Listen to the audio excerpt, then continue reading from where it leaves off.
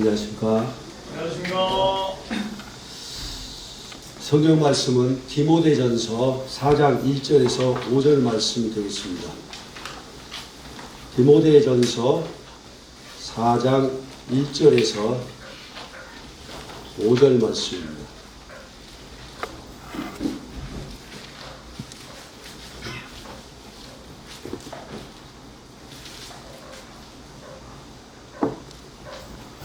같이 읽죠. 시작.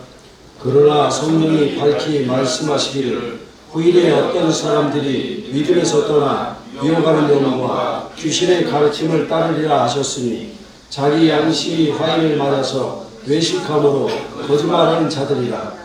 혼인을 금하고 어떤 음식물은 먹지 말라고 할 터이나 음식물은 하나님이 지으신 바니 믿는 자들과 진리를 아는 자들이 감사함으로 받을 것이니라. 하나님께서 지으신 모든 것이 선함에 감사함으로 받으면 버릴 것이 없나니 하나님의 말씀과 기도로 거룩하여지니라. 오늘 이 말씀을 통해서 같이 나누고자 하는 말씀 제목은 미혹의 영에 대한 분별과 배교가 일어나는 원인과 대비하기. 이 배교라는 것은 무슨 말이냐는 것입니다. 어떤 종교로부터 탈퇴하여 그 종교를 포기 또는 버리는 것이나 다른 종교로 바꾸거나 무종교인이 되는 것입니다. 한때 굳게 확신했던 진리를 고의로 저버리고 거짓된 가르침을 좇는 행위를 의미합니다. 성경에서 말하는 믿음은 행함이 아니라 주님의 말씀을 그대로 믿는 믿음이어야 합니다. 그래서 우리가 배교를 하지 않으려면 하나님 말씀을 그대로 믿고 그대로 실행하면 됩니다. 우리 주님께서 잘하였도다 충성된 종아 라는 소리를 누구한테 할 것인가 라는 생각을 저는 늘 말씀을 보면서 공부를 하면서 생각해보면 말씀 그대로 믿는 사람입니다. 그리고 그대로 행동으로 옮기는 사람입니다. 우리가 유다서 3절에 보면은 성도에게 단번에 주신 믿음의 도를 어떤 사람들은 저버린다고 합니다. 이게 단번에 준 도, 구원이죠. 우리는 단번에 받습니다. 성경 말씀을 나에게 누군가가 가르쳐주고 제시해주면 그 말씀이 내 마음에 와 닿고 성령님께서 내 마음을 열어주실 때 아하 그렇구나 그 말씀이 그렇구나 라고 믿을 때 우리는 구원을 받습니다. 근데 이러한 것들을 저버리는 사람이 있다는 것입니다. 그들은 성경 말씀을 머리로만 이해합니다. 그것을 마음으로 받아들이거나 하나님을 사랑하는 마음이 없는 사람으로 마귀가 유혹할 때 믿음을 저버릴 가능성이 높습니다. 그래서 우리가 주님의 말씀 가운데서 구원받고 그 구원받은 그 사실을 그대로 믿고 의지하고 따라야 되는데 그러지 않고 성경 그런 말씀이 있겠지. 그렇지. 나도 그렇게 받았을 거야. 이렇게 하는 사람들은 미혹의 영에 빠져서 영영 헤어날 수 없는 사람이 될 수가 있습니다. 이단은 미혹의 영이 전하는 교리로 사람들을 유혹합니다.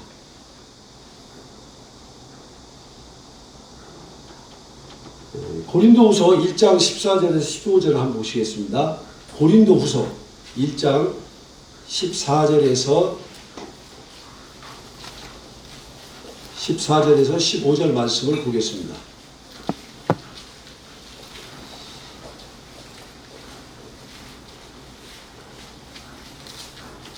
고린도후서 11장입니다. 11장.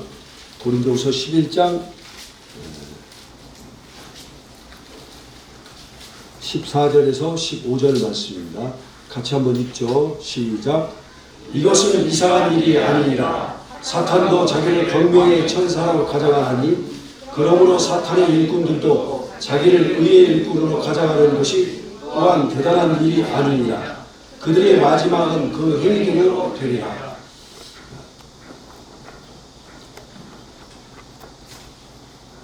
우리가 사탄과 그의 사자들은 광명의 천사로 위장해 여러 가지 거짓 종교를 세상에 퍼뜨립니다. 우리 주변에 수없이 많은 것들이 나오죠. 성경에 가장 좋은 말을 닫습니다. 여호와의 증인, 하나님의 교회, 새하늘과 새 땅, 신천지, 아주 좋은 말은 다 갖다 썼어요. 그럴싸하게 포장을 합니다. 그런데 그의 최후는 어떠냐? 그들의 마지막은 그 행위대로 되리라. 어떻게 되겠습니까? 귀신 들린 자들이 예수님을 통해서 가장 무서워하는 것이 뭔지 압니까? 무저갱으로 보내지 말라는 것입니다. 무저갱. 이게 마지막입니다. 무저갱. 우리 주님께서 무저갱에 들어가라 하는 것은 끝났다는 것입니다. 들어가기 전에 혈안이 됩니다. 엄청나게 우리를 괴롭힙니다. 가끔가다 그런 말을 생각할 수 있어요. 우리들은 좀 전하는 게 겨우인데 저들은 왜 이렇게 열심으로 전할까? 그건 왜 그러냐면요. 미혹의 영에 빠진 거냐? 제정신이 아닙니다. 남의 정신으로 살아요. 그래서 잠자는 거나 어떤 행동을 하는 것이나 내가 가지고 있는 재물이나 모든 것들이 내 뜻대로 되는 것이 없습니다. 그래서 물불을 가리지 않습니다. 자, 성경은 우상에게 제사를 드리는 것은 곧 마귀를 섬기는 것이라고 말씀하십니다. 그래서 우리가 추석이니 설날 때 절을 하지 않는 것은 왜 그러냐면 절 자체가 나쁜 게 아니라 이 절을 누구한테 하느냐라는 거예요. 아무도 싫지 없는 그러한 귀신들한테 우리가 절을 하기 때문에 그게 문제예요. 살아있는 부모들한테 절하는 것은 아무 이상이 없습니다. 그렇죠? 받는 게 이상한 겁니다. 우리가 그것을 분명히 알아야 돼요. 묘를 하나 만들어 놓고 그 실체는 어디가 있는지도 없는데 거기서 절을 하는 건 아무 의미가 없어요. 그러한 것들이 우상입니다. 바울은 주님의 성찬, 우리가 예배드릴 때 만찬인데 주의 만찬이죠. 떡과 산을 대하는 만찬에 참여하면서 동시에 이방 종교의 우상을 섬기는 사람은 주님과 귀신을 겸하여 섬기겠다는 태도라고 지적합니다. 이는 잘못된 믿음입니다. 오늘 말씀을 잘 들으시면 이단이 무엇인가를 알 수가 있어요. 지금 배교를 이야기했지만 사실은 이단이 뭔가. 그래서 천주교에서 그들이 하고 있는 나쁜 짓들이 있어요. 그게 잘못된 믿음입니다. 이단의 배후에는 타락한 천사들이 존재합니다. 그래서 그들도 굉장한 힘을 가지고 있습니다. 영물이기 때문에 우리의 눈으로 보이지 않습니다.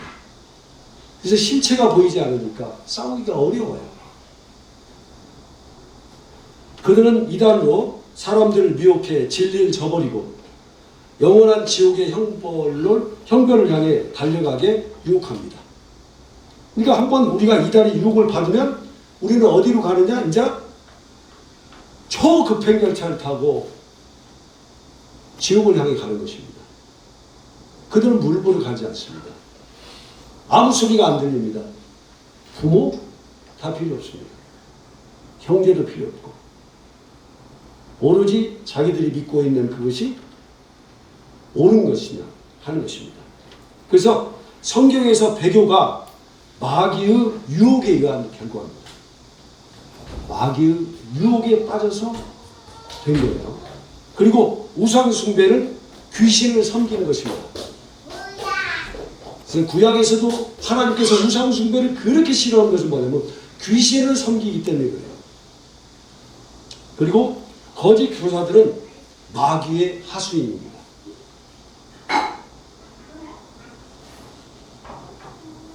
그렇기 때문에 우리가 마귀의 유혹을 받아서도 안 되고 귀신을 섬겨서도 안 되고 그리고 거짓 교사들의 말에 현혹돼서도 안 됩니다.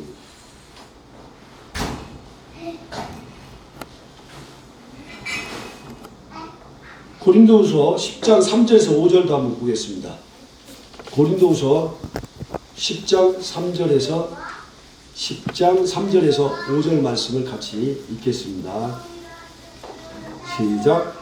우리가 육신으로 행하나 육신에 따라 싸우지 아니하노니 우리의 싸우는 무기는 육신에 속한 것이 아니오 오직 어떤 견고한 진도 무너뜨리는 하나님의 능력이라. 모든 이론을 무너뜨리며 하나님 아는 것을 대적하여 높아진 것을 다 무너뜨리고 모든 생각을 사로잡아 그리스도에게 복종하게 하니. 그렇죠? 하나님의 능력입니다. 그럼 우리가 도대체 하나님의 능력은 도대체 뭐냐라는 거죠. 하나님의 능력은 어디서 나오겠습니까? 제일 먼저는 성경입니다. 성경 말씀에서 나오는 거예요. 그리고 그 다음에 나올 수 있는 것은 주님께 기도하면서 얻어지는 것입니다. 그리고 내가 주님과 동행하면서 행할 때 주님께서 놀라운 역사가 일어나는 것입니다.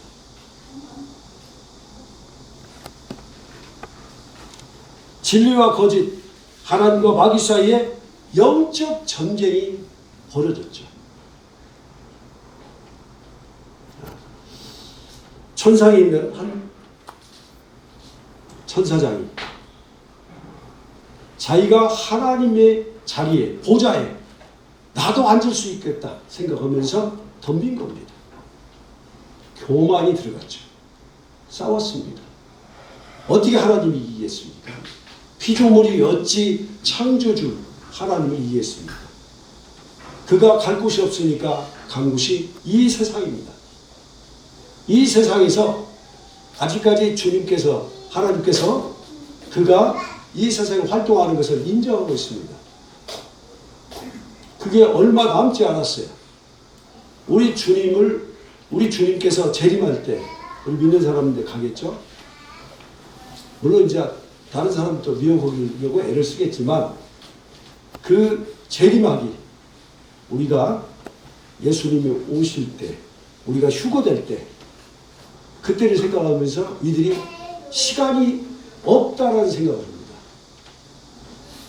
우리 성도님들은 아직도 우리는 시간이 있다라고 생각합니다. 착각하면 안 돼요. 우리도 여전히 그들 못지않게 시간이 없습니다. 복음을 전할 수 있는 시간이 부족하다. 없다. 이 생각을 하면 내가 노골적으로 말할게요. 자다가도 내 부모나 내 친척, 이웃이 구원받지 않았다면요. 자다가도 뻘떡뻘떡 일어나야 돼요. 그래야 그게 정상적인 주님의 사랑입니다. 저 지옥을 가고 있는데 잘 가세요. 나는 천국 갑니다. 이게 정말 혈육간의 저희겠습니까? 사도 바울은 유대인들이 지옥으로 간다는 걸 알기 때문에 회당 가서 가장 먼저 유대인들에게 복음을 전했습니다. 그러고 난 다음에 이방인들에게 전했어요.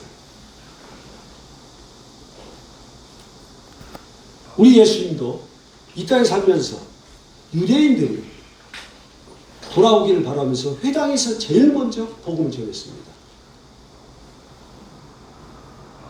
그렇다면 우리는 어떻게 살아야 되는가 생각도 해보시기를 바랍니다. 성경은 거짓 교리를 폭로하는 그것이 교회의 임무입니다. 우리는 거짓된 거, 잘못된 거 이런 것을 드러내줘야 돼요. 특히 우리 모임에 있는 성도님들은 더 내줘야 됩니다. 그들이 이렇게 해서 잘못됐다. 당신들의 교리가 이리이리 해서 잘못됐다라는 것을 정확하게 우리가 제시를 해줘야 됩니다.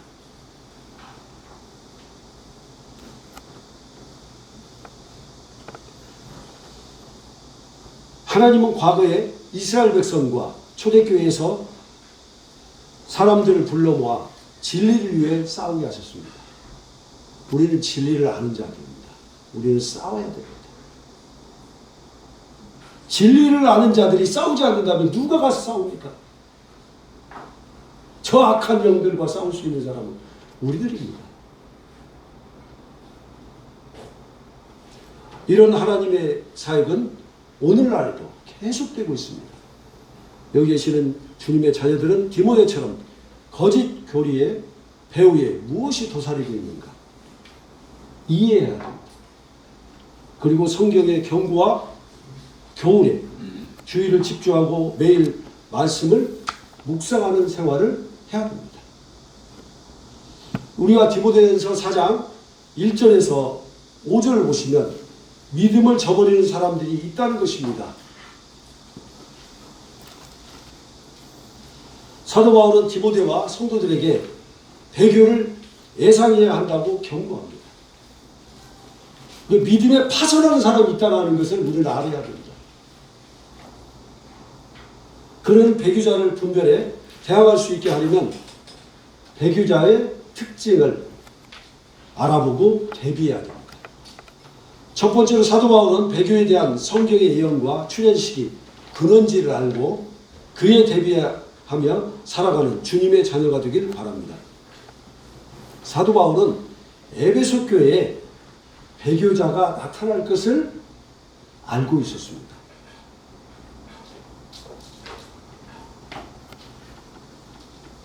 한번 생각을 해보시기 바랍니다. 죄송한 이야기지만 우리가 사도 바울과 같이 대단한 믿음을 가지고 있습니까? 저는 그렇게 생각해 본 적이 없습니다. 그가 가지고 있는 생각이나 그가 보인 그런 여러 가지를 볼 때 택도 없습니다. 근데 이미 사도 바울은 배교자가 일어난다고 했습니다. 그러면 이게 초대교회잖아요. 초대교회부터 이미 교회가 탄생하기 전부터 그리고 탄생한 이후로도 계속 배교자들이 일어납니다. 디모데에게 서신을 보내기 전에 에베소 교회 장로들에게 경고를 합니다. 자, 우리가 사도행전 20장 29절에서 30절 한번 보시겠습니다. 찾아보겠습니다. 사도행전 20장 29절에서 30절입니다.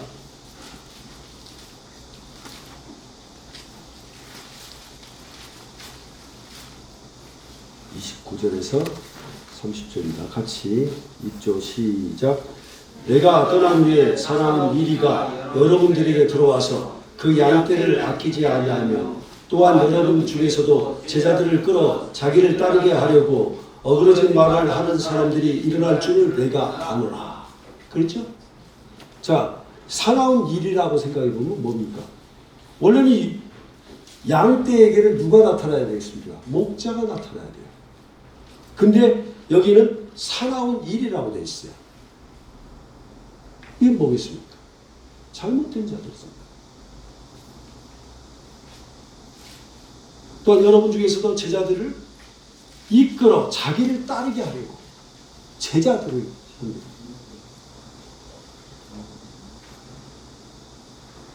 어그러진 말을 하는 사람들이 일어날 줄 내가 아노라.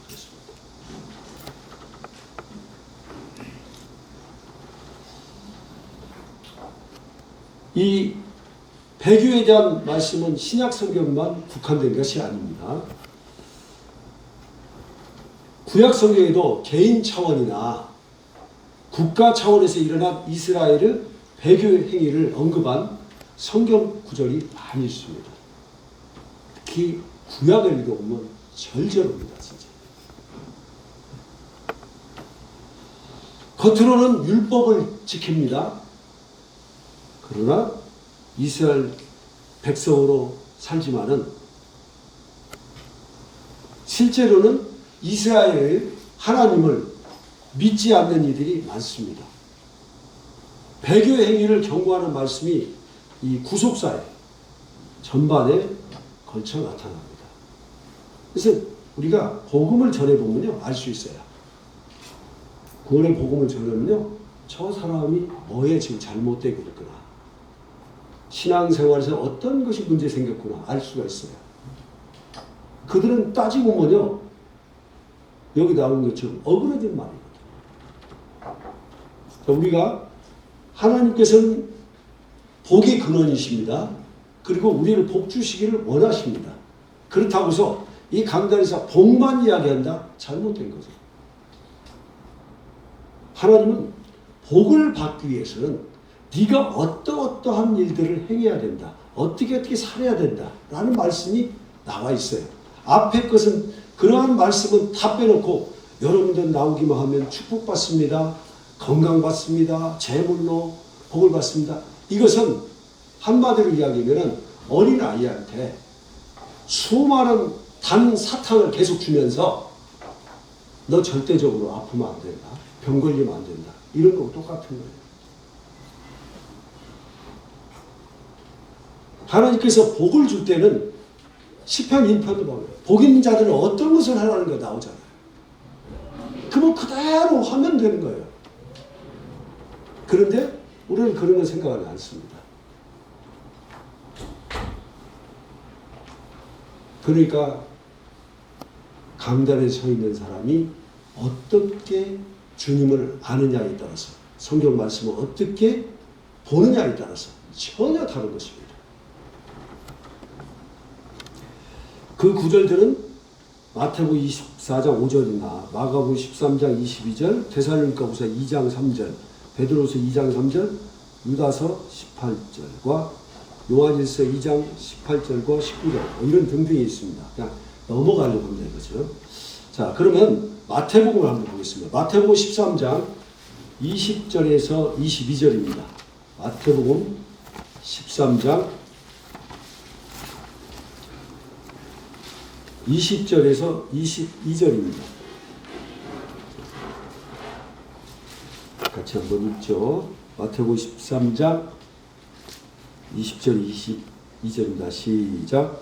돌밭에 뿌려졌다는 것은 말씀을 듣고 즉시 기쁨으로 받되 그 속에 뿌리가 없어 잠시 견디다가 말씀으로 말미암아 반란이나 박해가 일어날 때에는 곧 넘어지는 자요. 가시떨기가 뿌려졌다는 것은 말씀을 들으나 세상의 염려와 재물의 유익에 말씀이 막혀 결실하지 못하는 자요. 그렇죠? 자, 돌밭에 부러진 씨앗처럼 성경의 진리를 잠시 받아들였다가 곧 저버리는 사람들이 많습니다. 우리가 복음을 전할 때 쉽네요, 어쩌네요 하면서 그럴싸하게 믿을 것 같은데 그러지 않나요? 우리 선교에 갔을 때 목사님하고 어떤 목사님하고 복음을 나눴어요. 안 들으려고요. 안다 이거죠. 자존심 상하게 그런 이야기를 나한테 하느냐, 이런 걸 봅니다. 저는 그때 그분을 보면서 무슨 생각을 하냐면 참 불쌍한 생각이 들었어요. 어쩌다가 차라리 당신이 목사가 아니고 그냥 평범한 사람이었다면 얼마나 좋았을까, 이런 생각을 한 적이 있습니다. 그들에게 살아계신 하나님의 말씀에 연합하지 못하기 때문에 곧 시들어 죽습니다. 우리 인생은요, 하나님 말씀에 연합해야 돼요. 그 속에 들어가야 됩니다. 그래서 하나가 돼야 돼요. 내가 그 속에 들어가야 돼요. 주님이 내 속에 들어와야 되고, 아니면 내가 그 속에 들어가고, 이렇게 해서 하나가 됐을 때 우리는 죽지를 않습니다. 그리고 세상의 염려와 재물에 대한 탐심 때문에 신령한 삶을 살지 못하는 이들도 있습니다. 잠시 진리를 믿고 살지만 마음을 하나님께 드리지 않는 탓에 거짓 교사를 통해 다가오는 마귀의 유혹에 굴복해 버리는 경우도 있습니다. 이 굴복에 따른 건 뭡니까? 망한 겁니다. 배교의 출현 시기는 언제냐라는 것이죠. 예수님의 초림과 재림 사이입니다. 우리가 지금 살고 있는 이때가 배교자들이 들끓는 시기입니다. 거의 막 빠져온 거예요. 예수님 오시기 임박한 이때에 이들은 좀 세상적으로 이야기합니다. 발광을 하고 있습니다. 그것을 우리는 목격을 하는 거예요. 여호와징도요, 그전에는 말을 안 했는데 요새 내가 보니까요, 어디 가보니까 이렇게 쓱 가는데 뭘 자기들 팜플렛 주면서 나한테 이야기하려고 하더라고요. 그전에는 말도 안 했는데 이들이 이제 바뀐 거예요. 저는 그런 것을 유심히 봅니다.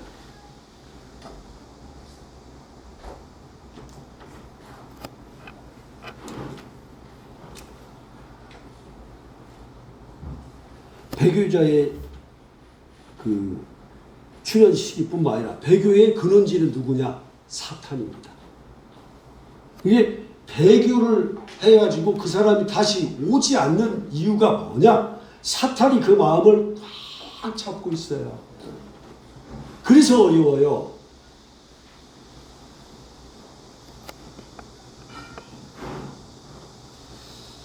이는 디모데 전서 4장 1절 보시면 미혹하는 영과 귀신의 가르침을 따르리라 라고 되어 있어요. 사도 바울은 귀신하고 싸울 때 에베소 6장 12절 보면 우리의 씨름은 혈과 육을 상대하는 것이 아니요 통치자들과 권세들과 이 어둠의 세상 주관자들과 하늘에 있는 악의 영들을 상대함이라.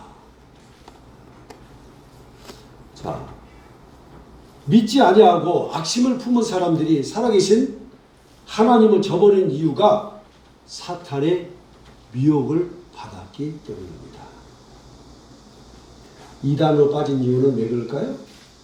사탄의 미혹을 받은 겁니다. 그래서 그들의 그 속에 마지막에 가보면 신천지가 됐든 여호와증이 됐든 하나님 교회가 됐든 뭐든 간에 그들의 끝을 보면 뭐냐? 사탄 마귀예요. 그래서 그들을 빼오는 것은 어떤 거하고 똑같냐면 저 지옥의 불구덩이에서 끄집어내는 거하고 똑같은 거예요. 그런 어려움 속에서 한 사람 한 사람을 끄집어내는 것입니다. 어려워요. 왜 이단자들이 그렇게 믿으면 안 되는데 하고 우리는 그런 생각을 하고 있는데요. 우리가 그들을 끄집어내오게끔 성령님께서 인도했다면 우리는 저 지옥의 불구덩이에 있는 한 사람을 끄집어낸 거예요. 그래서 어려워요. 쉽지가 않습니다. 그런 사람들은 겉으로는 믿음이 있는 것처럼 보이지만 결국 하나님을 배신합니다. 결국에 그들이 사단이 그 마음을 꽉 잡고 있기 때문에 누구를 배신하냐? 나를? 사람을요? 택도 없는 소리입니다. 하나님을 배신합니다. 그 하나님 배신뿐만 아니라 하나님 저주를 해요.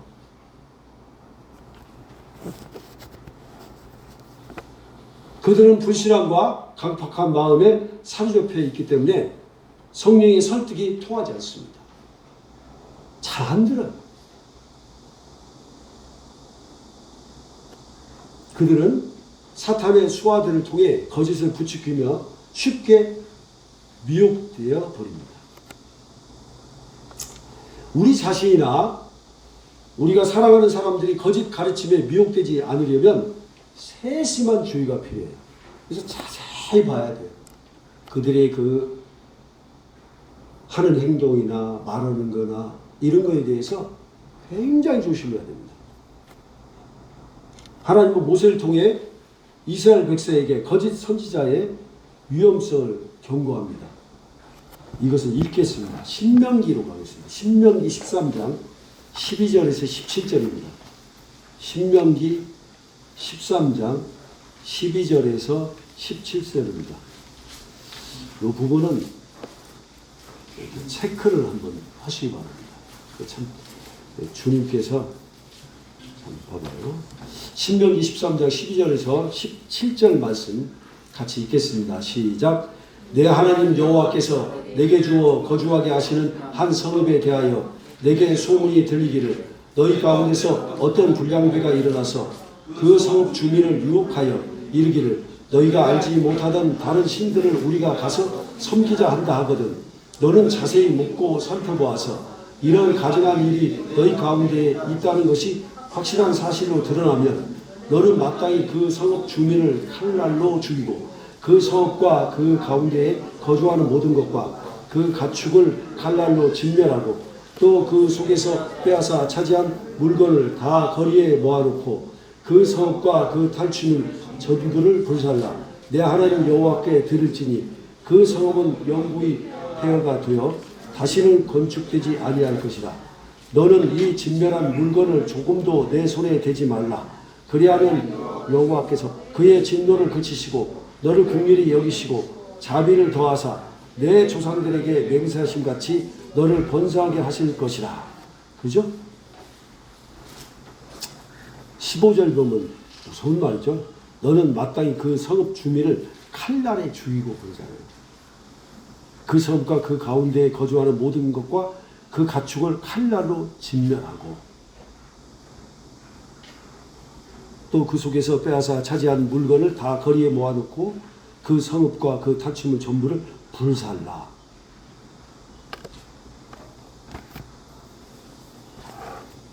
우리 주님께서는 하나님께서는 이스라엘 백성에게 성읍 주민과 가축을 모두 죽인 후에 배교 행위를 일삼은 성읍을 모조리 불태워 누구도 재건하지 못하게 하라고 엄히 명령하실 정도로 거짓 가르침을 증오합니다. 하나님께서 증오한다는 건 뭐냐면 그거 그냥 없애버리는 것입니다. 사라지게 하는 것입니다. 그러니까 한 번 정도 가볍게 봤지만은 다시 한번 집에 가서 보시면 또 달라질 겁니다. 디모데후서 4장 1절에 미혹하는 영은 거짓 교회의 근원지를 암시합니다. 그들은 타락한 천사들, 즉 마귀와 그의 수하들입니다. 결국 미혹하는 영은 사탄입니다. 성령님은 우리를 진리 가운데 인도합니다. 이 성령님께서 우리를 진리로 인도를 해요. 그러면 이 사탄은 우리를 온갖 종류의 거짓을 받아들이려 미혹합니다. 그러니까 상대방으로 대화를 한다든지 교제를 할 때 진리의 말씀 가지고 교제하면 주님께서 저를 마음을 인도하는구나 라는 걸 알 수 있는 거고요. 그런데 엉뚱한 소리를 그런데요. 그렇게만 꼭 믿어야 됩니까? 요따위 식으로 나가는 사람들. 이것들은 사단에게 미혹당해가지고 꼭 꼬리를 갖고 있어요. 꼭 예수님만 믿으면 구원받는 겁니까? 요따위. 실컷 들었어도 도돌이표로 나가는 인간들. 이들은 자세히 봐야 됩니다. 성령, 그래서 거짓 교사는 귀신의 가르침으로 사람을 미혹합니다. 세상은 귀신의 가르침으로 가득하면서 귀신은 은밀한 사역을 합니다. 아주 은밀해요. 그래서 잘 드러나질 않아요. 한번 우리 모임 생각해봐요. 우리 모임 봐봐요. 책자도 막 드러내놓잖아요. 보세요. 이렇게 있잖아요. 뭘 말씀이 이렇습니다. 드러내놓잖아요. 광명으로 드러내놓는데 그들은 은밀한.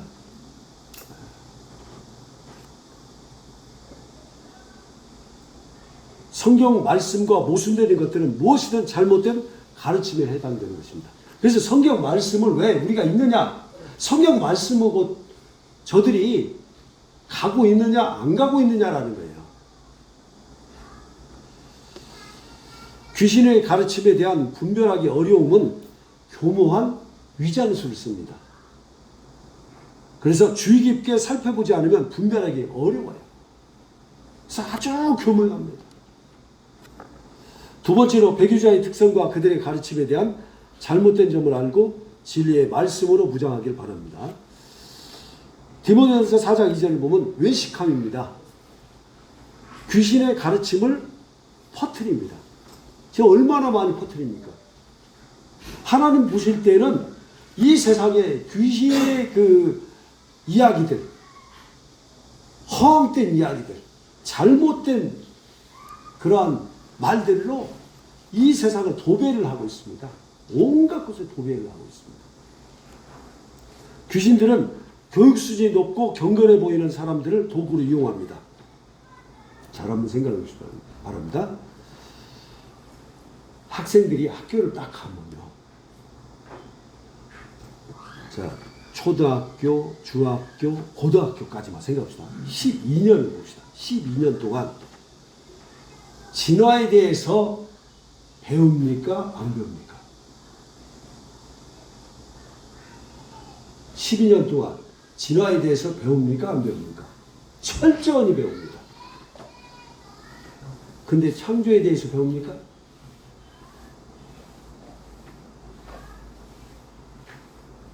창조에 대해서 말을 하는 순간에 뭐라고 말합니까?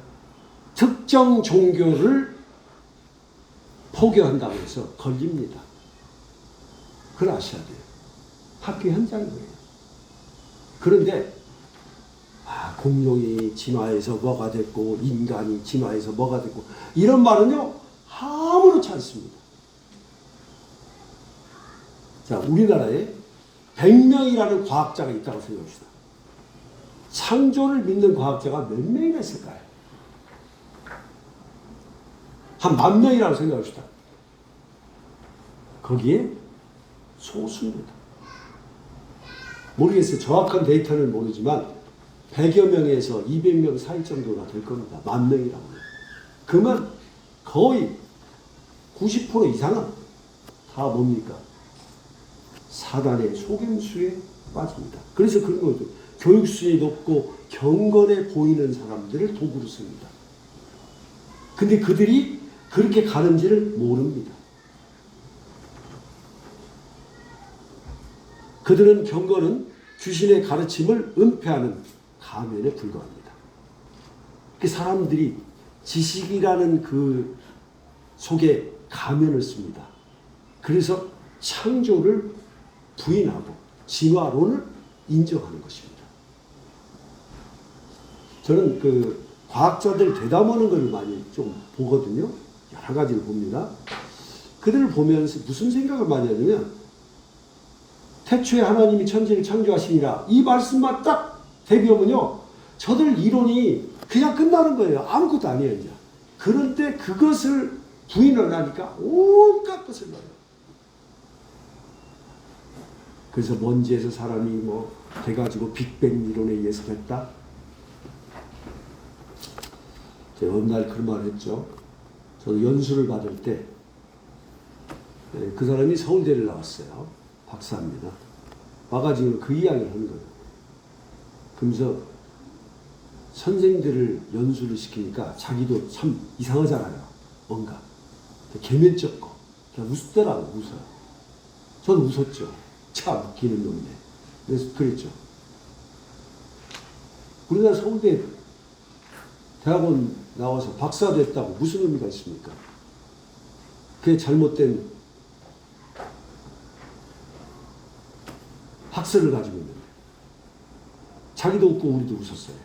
자기도 말이 안 되는 거죠. 왜?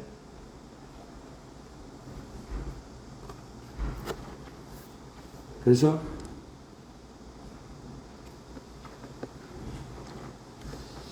겉과 속이 다른 교사는 하나님을 높이는 척하면서 사탄을 찬양합니다. 그들이 속이는 자이자 거짓말쟁이로 설득한 사람들을 찾아 그들에게 지옥의 교리를 가르칩니다. 그들이 가르치는 교리는 뭐냐? 지옥이에요, 지옥. 우리는 성경 속에서 뭘 가르치냐? 천국 가는 교리를 가르치는 거예요. 디모데전서 4장 2절에 자기 양심이 화인을 맞아서 라는 표현이 노예의 이마에 나귀를 찍는 고대 관습을 암시합니다. 이 말씀은 결국 위선자들이 마귀의 노예라는 말입니다. 양심은 우리의 행동을 확정하거나 단죄하는 일을 합니다. 그리고 우리 양심상 뭔가 이상하잖아요. 사실적으로요, 이단으로 들어가기 전 그 사람들 보면요, 아닌데 하면서 한 발 한 발 더 들어가면서 이제 더 이상 빠져나올 수 없는 상황까지 가는 겁니다. 그러나 거짓 교사들은 양심이 옳고 그른 것을 구별할 수 있는 능력을 상실했습니다. 그러니까 이단에 깊게 빠져 있는 자들은요, 양심이 없어요. 뻔뻔합니다. 가증할 정도로 뻔뻔해요. 앞에서 말해놓고요, 내가 언제 이래버려요. 내가 언제 그 말을 했습니까? 라는 것입니다. 그러나 복음을 전하는 우리 모임의 형제자매들은 어떻습니까? 그런 거 하지 않습니다. 성경이 있습니다. 성경을 대줍니다. 그래서 어제 말하는 거나 오늘 말하는 거나 내일 말하는 거나 똑같아요. 근데 그들은 수시로 바뀝니다. 왜 그럽니까? 그들은 양심의 화인을 맞았어요. 양심이 없어요.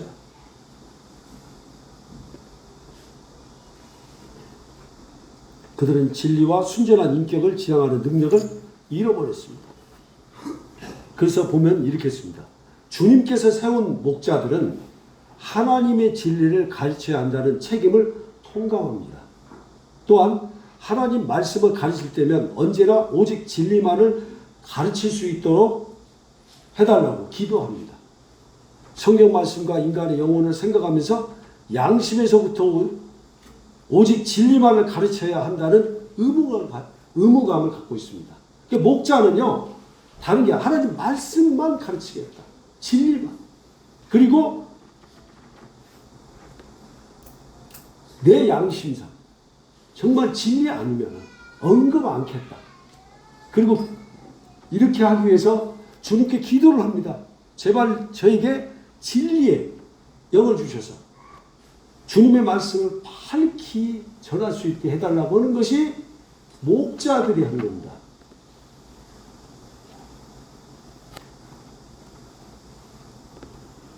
이런 분들하고 교제를 해야 됩니다.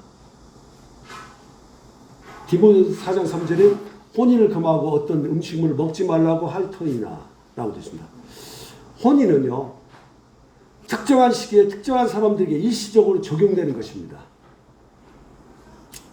이는 보편화시키는 것은 사탄의 전형적인 전략인데요. 이게 무슨 말이냐면 사도 바울은 디모데전서에서 언급한 배교자들은 영적 구원과 신령한 삶에 이르려면 금욕 생활이 필요하다고 강조합니다.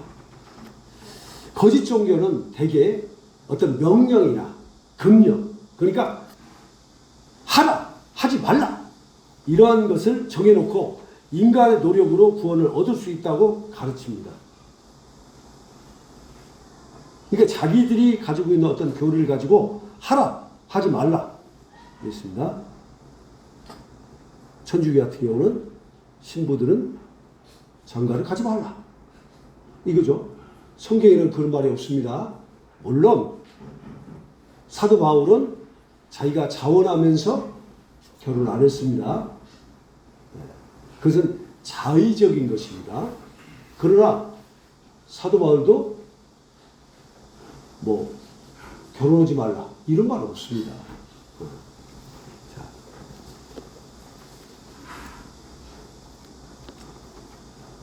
사도 바울은 식물과 혼인은 하나님께서 아담에게 아내를 허락하심으로 결혼제도가 세워졌습니다. 또 하나님께서 인간에게 영양 섭취와 즐거움을 위해 다양한 음식을 제공하셨습니다. 그래서 결혼과 음식은 하나님 보시기에는 선한 것입니다. 그래서 우리가 어떤 음식이든 우리 먹잖아요. 먹을 수 있는 것은 우리가 혐오하는 그런 도저히 안 되었다. 그런 것들은 안 먹잖아요. 주님의 자녀들은 하나님의 선물로 감사하게 받아들여야 합니다. 디모데후서 4장 5절은 하나님 말씀과 기도로 거룩하여짐이라 라고 합니다. 하나님 말씀은 예수 그리스도의 복음입니다. 구원의 복음 덕분에 음식에 관한 율법이 모두 폐지됐습니다. 그래서 구약에서 나와 있는 먹지 말라는 것이 먹어요. 우리가 구약으로 들어가면요, 돼지고기 먹으면 안 됩니다. 굽이 있는데, 발에 굽은 있는데 되새김이 없는 짐승이기 때문에 부정한 걸로 돼 있어요. 그럼 우리 먹잖아요.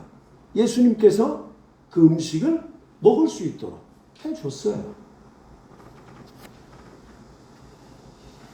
그러면 하나님께서 음식에 관한 율법을 허락하신 이유는 왜 그러냐? 이스라엘 백성에게 도덕적인 분별력을 길러주고 다른 민족들과 구별된 삶을 살게 하기 위해서 구별시켜주는 거예요. 못 먹게 할 거예요. 이게 도덕적이고 그 다음에 다른 사람들과 너희는 구별된 자야. 그래서 정한 것만 먹어. 그렇게 해. 이렇게 해준 거예요. 그러나 지금은 없어졌습니다. 그리스도께서 세상에 오셔서 희생에 관한 율법을 온전히 성취하시고 유대인과 이방인이 하나가 되면서 하나님은 음식에 관한 율법을 폐지했습니다. 일방적인 독신과 금욕을 요구하는 것은 마귀의 가르침입니다. 주님께서 허락한 게 아니에요. 그래서 독신하라 한 적이 없어요. 그리고 마귀에게 어떤 것을 하지 마라. 내 몸을 위해서 금식기도 할 수 있죠. 그런 건 할 수 있지만 그냥 일방적으로 뭘 먹지 마라. 과거에 우리나라에 유명한 일이 있어요. 안식교에 있는 이상우 박사라는 사람이요. 고기는 먹지 말고 채식만 먹으라고 했어요. 그때 유명한 이야기입니다. 그래서 서울대 교수, 보건대 교수가 뭐라고 하냐면 고기를 꼭 먹어야 됩니다. 건강을 위해서 먹어야 됩니다. 이렇게 말했어요. 한때 우리나라에 붐이 일어났어요. 그 이상우 박사라고. 한번 찾아보시면 알 수 있습니다. 그런 가르침은 하나님께서 창조하신 세계가 선하다는 사실을 부인하면서 주님께 마땅히 드려야 할 감사와 찬양을 가로막는 것입니다. 역대하 25장 2절을 보시면 유다왕 아마샤는 겉으로 옳게 행하는 것처럼 보이지만 하나님께 마음을 온전히 드리지 않는 것이 배교입니다. 그러니까 이 아마샤라는 사람은요, 겉으로는 주님께 잘 섬긴 것처럼 했지만 그게 나와 있어요. 온전히 섬기지 않았다. 우리도 주님 앞에 섬길 때 온전히 섬겨야 됩니다. 주님은 요구하는 것은요, 100%를 요구하는 것이지 99.9% 아닙니다. 우리는 순금처럼 믿는 게 아니라 정금같이 믿어야 돼요. 정금. 하나님 나라에 100% 정금처럼. 결론적으로 영에 대한 분별은 하나는 하나님 말씀을 기초로 분별해야 합니다. 다른 것 가지고 하면 안 돼요. 우리 며느리가 어떤 문제에 대해서 나한테 물어봤어요. 저희 집에 이번에 와가지고요. 그래서 제가 가르쳐 줬어요. 성경 어디를 한번 읽어봐라. 읽고 알려줬어요. 그랬더니 그렇게 되겠네요 하더라고요.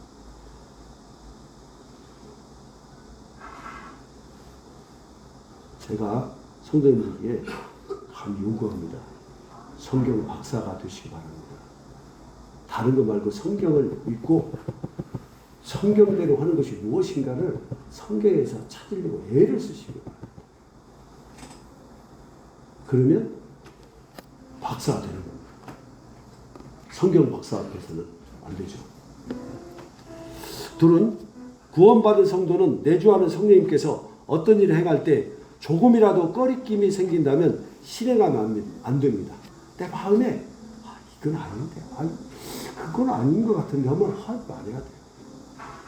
그 다음 세 번째는요, 몸이 좋아하는 것, 혼이 좋아하는 것, 그 다음에 영이 좋아하는 것이 대립을 했을 때, 문제가 발생했을 때 어떤 것을 선택해야 되겠습니까?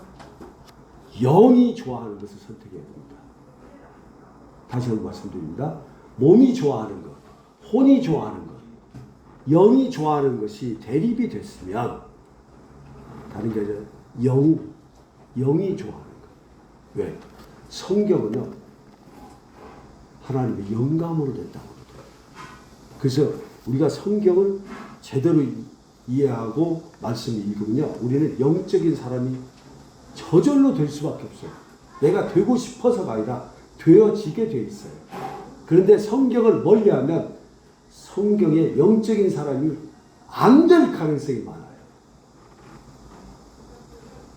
자매님들이 계속 5장씩 이렇게 읽는다 하는데 저는 그대로 믿고 계속 읽습니다. 5장씩. 근데 저는 일독을 했기 때문에 5장을 읽을 때 온갖 참고자료를 보면서 모르는 게 있으면 배우고 또 성경에 쓰고 그렇습니다. 제 성경 보면요, 연필로 많이 쓰여 있어요. 연필로 쓰여 있습니다. 정리하고 생각하고 그렇습니다. 세상은 사람들의 마음을 빼앗아 미혹하려고 합니다. 성도들이 살아가는 세상은 치열한 영적 전쟁터입니다. 만약에 성경보다 더 중요한 것이 있다고 말을 한다면 예수님은 어떻게 선택할까? 좀 같이 따라서 하시기 바랍니다. 예수님은 어떤 선택을 할까? 어떤 선택을 할까? 나는 질문하면서 사시기 바랍니다. 다른 것 말고요. 오늘 하루를 내가 지내면서 예수님은 지금 이 상황이라면 어떤 선택을 할까? 이것만 오늘 머릿속에 꼭 넣으시고 생활하시면 절대로 미혹당하지 않습니다. 그리고 다시 한번 말씀드립니다. 성경을 읽으십시오. 제가 읽습니다. 같이 읽읍시다. 모르면 서로 배웁시다. 저도 끊임없이 배웁니다. 제가 왜 그러겠습니까? 저는요, 단 한 사람이라도 지옥에 가는 걸 원치 않습니다. 우리 주님의 말씀이 그리 원하시니까 그대로 믿고 따르랍니다. 기도하고 마치겠습니다. 아버지 하나님 감사드립니다. 미혹의 영에 대한 분별과 배교가 일어나는 원인과 대비하기 위한 말씀의 제목으로 나누었습니다. 아버지 하나님, 저희는 연약합니다. 저희들이 어떻게 주님의 말씀 가운데 생활해야 되는가를 알지 못할 때 성령님께서 저희 마음을 두드리시고 또 성경 말씀을 계속 읽고 묵상하면서 주님께서 원하신 방향으로 살아갈 것을 인도해 주시기 원합니다. 나의 나됨이 주님의 은혜요 주님의 사랑일진데 매일의 생활 속에 주님께 찬양을 드리며 경배하며 주님만을 높이는 생활 속에서 예수님이라면 이러한 상황에서 어떻게 선택했을까? 라는 그러한 의문점을 가지고 예수님의 관점에서 모든 것을 보고 행할 수 있도록 인도해 주시기 원합니다. 주님께서 저희들을 돌보시고 죽어가는 영혼들을 볼 때 불쌍한 마음을 갖게 해주시고 그들을 위해서 기도하며 그들에게 복음을 전하는 주님의 자녀로서 살아갈 수 있도록 인도해 주시기 원합니다. 모든 것을 주님께 감사를 드리며 거룩하신 예수님 이름으로 기도합니다. 아멘.